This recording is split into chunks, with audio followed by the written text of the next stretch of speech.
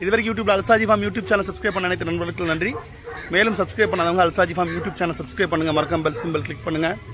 நீங்க அவளோட எதிர்பார்த்த அல்சாஜி ஃபார்ம் யூடியூப் சேனலோட இந்த வாரத்துக்கான சண்டே கரண்ட் அப்டேஷன். சரிங்களா?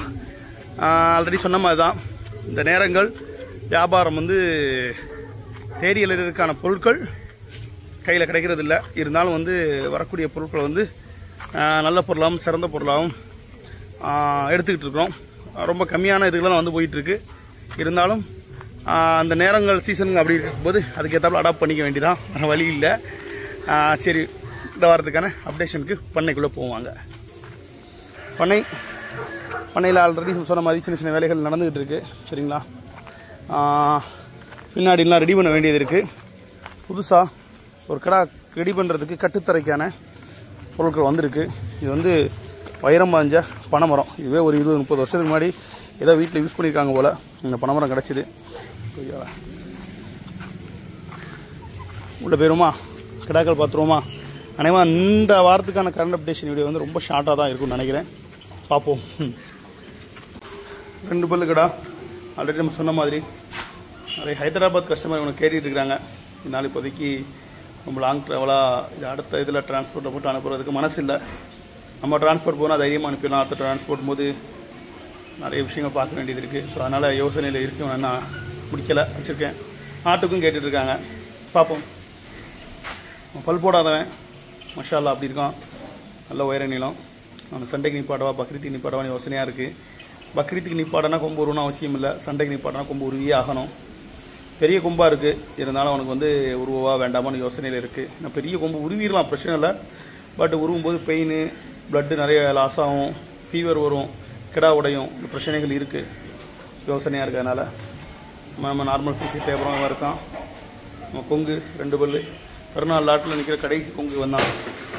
அப்புறம் நம்ம ஆட்டுக்கடை டேபரம் அப்புறம் நல்லா கைக்கு செட் ஆகிட்டான்.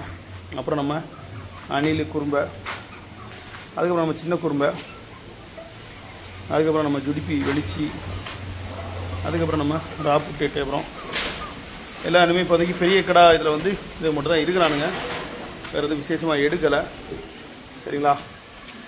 அப்புறம் தரத்து கிடாக்களை பொறுத்த மட்டும் ரொம்ப கம்மியாக தான் இருக்குது. வாரத்துக்கு என்ன தெளிவான பொருட்கள்லாம் பார்த்து எடுத்துகிட்ருக்கு. ஸோ அதனால் ஏப்பச்சப்பமாக நான் எடுக்கலை. ரொம்ப தெளிவாக தான் பார்த்து எடுத்துகிட்ருக்கு. ஆந்திரா கொங்கு ஒருத்தன் வந்திருக்கான். நல்ல கருப்பு, நல்ல கால்கணம். இருந்தாலும் அவனை வந்து நம்ம மாமனார் நிப்பாட்ட சொல்லியிருக்கிறாப்புல. ஸோ டிசிஷன் பெண்டிங்கில் இருக்குது. இன்ஷால்லா பொருள் நல்ல பொருள். பார்ப்போம். மற்றபடி ஆடுகள் எல்லாமே சொல்கிறேன், நான் ரொம்ப இதெல்லாம் சூஸ் பண்ணலை. லிமிட்டட் ஸ்டாக் தான் எடுத்துகிட்ருக்குறோம். நிறைய நல்ல கலரில் உள்ளது மட்டும் தான் எடுத்துகிட்ருக்குறோம்.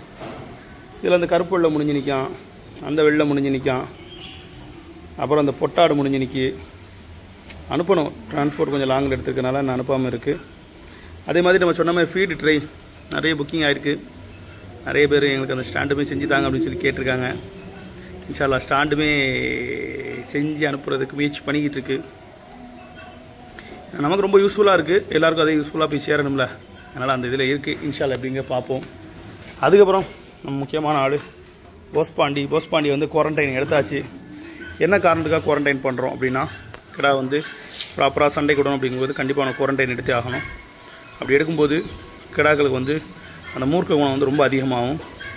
கிடா வந்து இன்ஷால்லா ஒரு 10 நாளுக்கு நல்லா குவாரண்டைன் பண்ணிவிட்டு ஒரு பெரிய கடாவில் சாம்பியனில் எல்லாச்சும் டப்னி பார்த்துட்டு அதுக்கப்புறம் இன்ஷால்லா அவனுக்கு வந்து ஒரு களம் போடுவோமா, இல்லை வெளிப்பண்மா இதிலே போடுவோமா, மாசிலே போடுவோமான்னு ஒரு யோசனையில் இருந்துக்கிட்டு இருக்கு. பையன் வந்து டெய்லி இப்போ நடா கூட்டு போயிட்டுருக்கேன். ஆல்ரெடி சொன்ன மாதிரி ரீசெண்ட் டேஸாக வந்து ஒரு மாதமாக நானுமே உடற்பயிற்சிக்காக ஜிம்முக்கெலாம் போயிட்டுருக்கேன். இருந்தாலும் இப்போ இவனுக்காக தனியாக நடந்துக்கிட்டு இருக்கேன். ஒரு நாளைக்கு ஒரு 5 கிலோமீட்டர் 2.5 கிலோமீட்டர் கூட்டு போயிட்டு வந்துட்டுருக்கேன். இன்றைக்கி 3ஆவது நாள் ஆச்சு. இனிமேல் தான் கூட்டு போகணும். பையன் வந்து நடக்கலாம், நல்லா வாரம் ஆக்கியான். ரெடி பண்ணணும். இன்ஷால்லா நல்லபடியாக பண்ணிட்டோம்னா பையில ஒரு மாதம் உருவாக்கிடலாம். எப்படிங்கிறத பார்ப்போம். அப்புறம் இது வர திருச்சி போயிருந்தேன். நம்ம அல்சாஜி ஃபார்மோட ஃபேன் அண்ட் சப்ஸ்கிரைபர் நம்ம ராம் ப்ரோ வந்து எனக்காக வந்து அன்பளிப்பாக கொடுத்தாரு. இதோட பேரண்ட் வந்து 5 பந்தயம் எடுத்திருக்கு. இது உங்கள்கிட்ட நிற்கணும் அப்படின்னு சொல்லி கொடுத்தாப்புல. மாஷாலா நல்ல பொருள், சிவப்பில் நல்ல இதாக உள்ள பொருள். வால்கட்லாம் நல்லா இருக்குது. அவனுக்குனே செஞ்ச மாதிரி இருக்குது. அந்த கேஜி உள்ளே போட்டு அடைச்சி தான் வச்சுருக்கோம். ஏன்னா நம்ம பசங்களே இங்கே பிறந்து வளர்ந்த பசங்களே யாருக்கு மாறாக இருக்கிறானுங்க. ஒருத்தன் அடித்து நொறுக்கிடக்கூடாதுங்க. எல்லாம் பாருங்கள், நம்மகிட்ட பிறந்த குஞ்சுகள் பெரிய பெரிய சேவலாயிட்டானுங்க. யார் வந்தாலும் அட்டிக்கு உததான். அதனால் யோசனையாக இருக்குது. இது நம்ம பண்ணையில் ஆல்ரெடி நம்ம சொன்ன குட்டி நாய் ஜம்முன்னு வளர்ந்துட்டான். ஹேய் புறாலாம் நல்ல ப்ரீடாய் ஜம்முன்னு நிற்கி. நம்ம வெள்ளை கருப்பை காணாங்கிறதுலேருந்து வெள்ளை சீராக தான் இருக்கான். மாடு பார்த்துருவோமா? மாடு பொறுத்த மட்டும் பார்த்துக்கிட்டிங்க அப்படின்னா ஏற்கனவே நம்ம பண்ணையில் வந்து ஹெச்எஃப் ரெண்டு நிற்கி எல்லாருக்கும் தெரியும். இப்போ இதுக்கு வந்ததோட நேரமாக என்னென்னு தெரியலை. அடுத்தடுத்து நிறைய நல்ல நல்ல கட்டுகள் வருது. இதை சொல்லி நம்ம லக்கு அதெல்லாம் சொல்லலை. அல்ஹம்துலில்லாஹ் இப்போதைக்கு நம்ம காலிக்கு மட்டும் இருக்கணும் தான் நம்ம நினச்சோம். சரி, இன்னொரு மாடு கிடச்சிது. அப்புறம் இந்த ஒத்தக்கன் கருப்பு கிடச்சிது.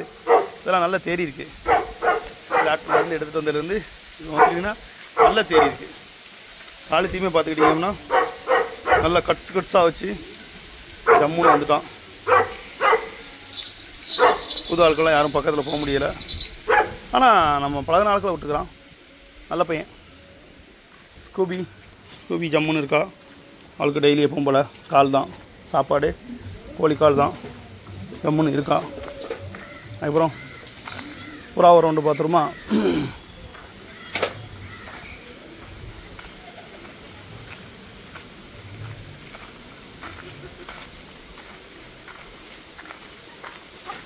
டே புறா பார்த்துக்கிட்டிங்க அப்படின்னா ரவுண்டு எடுத்துருவோம்.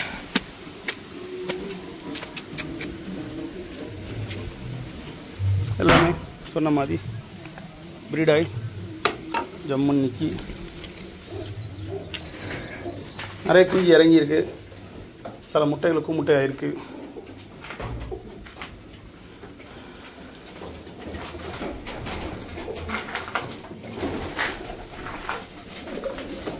இந்த போன வாரம் நீங்கள் முட்டையை பார்த்துலாம். இந்த வாரம் குஞ்சு ஆயிடுச்சு. நல்ல இறை கொடுத்துருக்கு.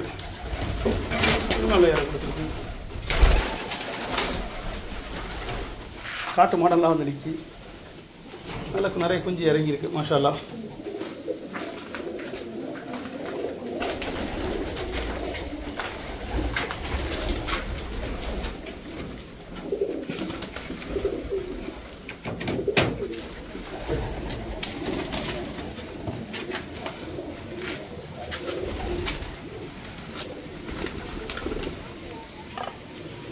தீவனங்கள் எல்லாமே நல்ல செழிப்பாக வளர்ந்துருக்கு.